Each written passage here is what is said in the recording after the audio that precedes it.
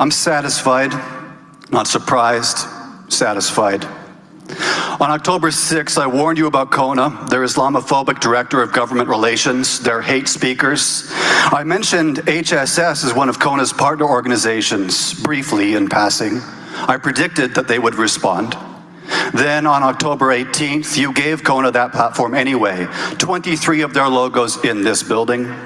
So on October 20th, I came back to show you the consequences and warn you about Senate Bill 375. And what happened? Out of nearly 40 speakers that afternoon, 2 organizations deployed speakers to talk about me, CoHNA and HSS. Same meeting, same message, same target. That's coordination. Or more accurately, one Hindu nationalist network, 2 organizational names. Does a line between them even exist? I told you they'd respond. Here we are. On October 20th, Esther Dhanraj from HSS spent 6 minutes accusing me of being funded by Pakistan's ISI intelligence agency.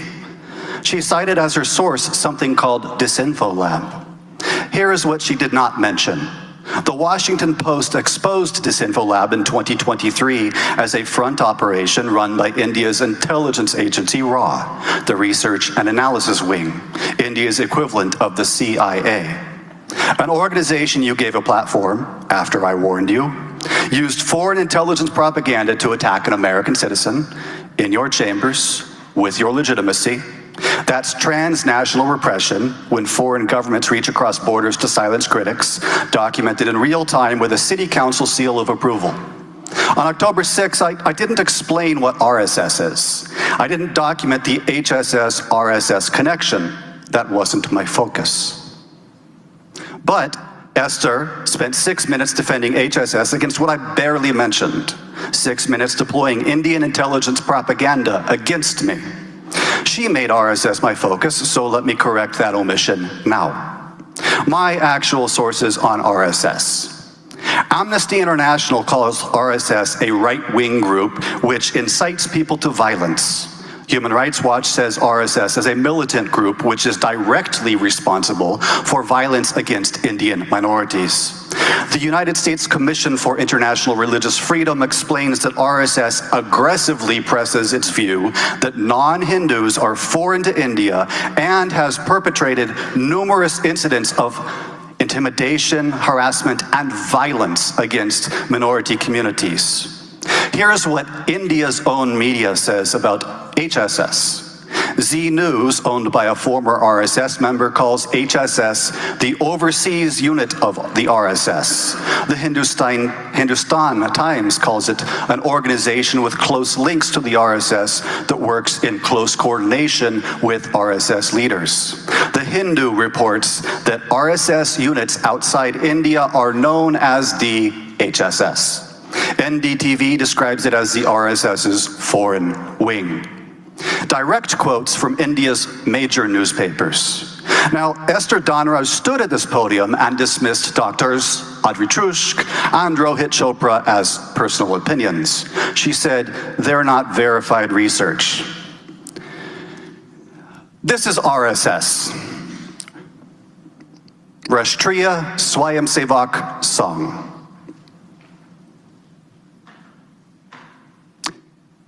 This is what HSS is connected to. Okay, let's use only sources that they trust. Pro-RSS scholars, their own people. Dr. Walter Anderson, Johns Hopkins, wrote the definitive academic work on RSS. Pro-RSS scholar. Even he calls HSS the overseas counterpart of the RSS and documents that HSS sends officers to attend RSS-run training camps at the RSS's headquarters in India. His co-author, Sridhar Damle, head of HSS's Chicago chapter. But here's the most devastating one. Rajiv Malhotra, another pro-RSS writer, states, HSS is RSS's foreign name. This is important for those unfamiliar with RSS. Why that matters? Rajiv Malhotra sits on CoHNA's advisory council. The same CoHNA pushing SB 375, the same CoHNA that showed up here to attack me, their own advisor is on record stating that HSS is just RSS operating under a foreign name. And then there's Dr. Christophe Jaffrelot, political scientist at Sciences Po in Paris. He explains why HSS denies its connection to its paramilitary parent group.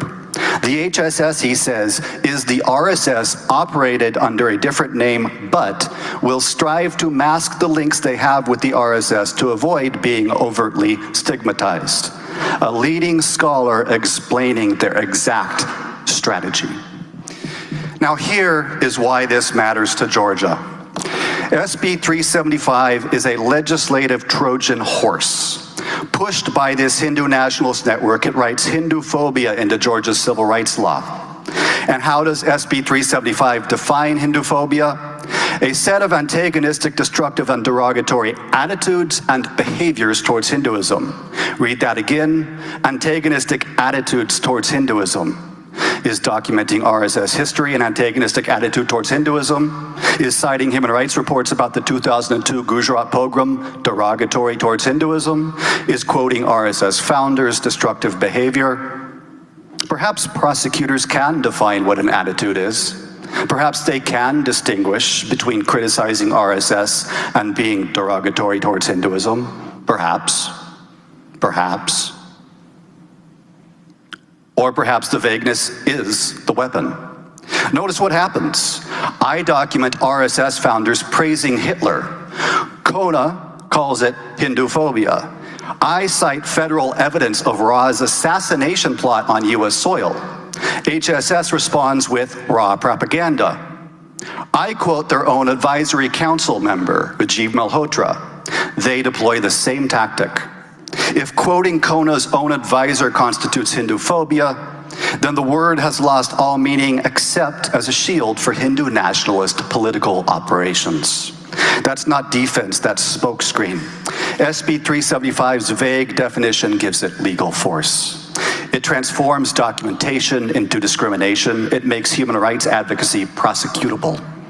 They built themselves a legislative silencer. They're trying to dupe Georgia into legalizing it.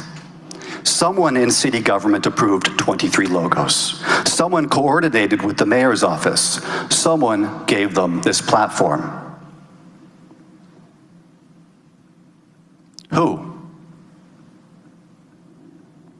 Did they disclose CoHNA is lobbying for SB 375? Did they vet the director who calls lynching victims sob stories? When you investigate, I want names. I want emails. I want to know what CoHNA promised. Someone facilitated this. Find them. So I'm asking three things from this council. First, rescind any official recognition previously given to CoHNA or HSS. Atlanta does not honor organizations carrying water for a foreign nationalist movement. Organizations that used foreign intelligence propaganda in these chambers to attack an American citizen. Second, investigate your own process. How did CoHNA, an organization pushing state legislation to criminalize criticism, end up with 23 logos in this building at an official city event? Who made that decision? Who approved it? You've given them a propaganda victory that they're using to push SB 375. Investigate, make those findings public. Third, request federal investigation. Formally ask the FBI and the Department of Homeland Security to investigate whether CoHNA and HSS are coordinating with foreign government operations, given that HSS is the American branch of a paramilitary organization banned 3 times in India, that HSS cited propaganda from India's intelligence agency at this podium, and that both organizations engaged in coordinated testimony after you granted them city platforms. You gave them a platform, they used it to deploy foreign intelligence propaganda against an American journalist. That happened here in your chambers with your seal. The record is clear. The consequences follow. Thank you. Thank you.